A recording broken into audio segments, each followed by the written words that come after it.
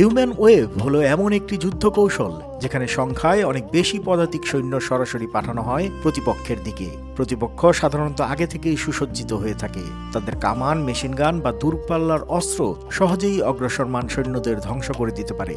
তবে যদি সৈন্যরা হাতে হাতে যুদ্ধে পৌঁছে যায়, তখন হিউম্যান ওয়েভ কার্যকর হতে পারে। প্রাচীন যুদ্ধে এর ব্যাপক ব্যবহার ছিল, কারণ তখন দূরপাল্লার আধুনিক অস্ত্র আবিষ্কার হয়নি। আজকের দিনে প্রায় কোনো সেনাবাহিনী আর এই কৌশল ব্যবহার করে না, কারণ ক্ষয়ক্ষতি অনিবার্য। তবে পর্যাপ্ত সহযোগিতা থাকলে মাঝে মাঝে এর প্রয়োগ দেখা গেছে। যেমন সাম্প্রতিক রাশিয়া ইউক্রেন যুদ্ধে ওয়াগনার গ্রুপ এই কৌশল ব্যবহার করে কিছুটা সাফল্য পায়। তবে যে কোনো অবস্থায় হিউম্যান ওয়েভ মানব জীবনের সবচেয়ে ভয়াবহ মূল্য দাবি করে। যুদ্ধ মানেই ধ্বংস, আর হিউম্যান ওয়েভ তার সবচেয়ে নির্মম উদাহরণ। সংখ্যার দাপটে জয় খোঁজা হলেও ইতিহাস প্রমাণ করেছে এ কৌশল মানবতার জন্য রেখে গেছে রক্তাক্ত দাগ।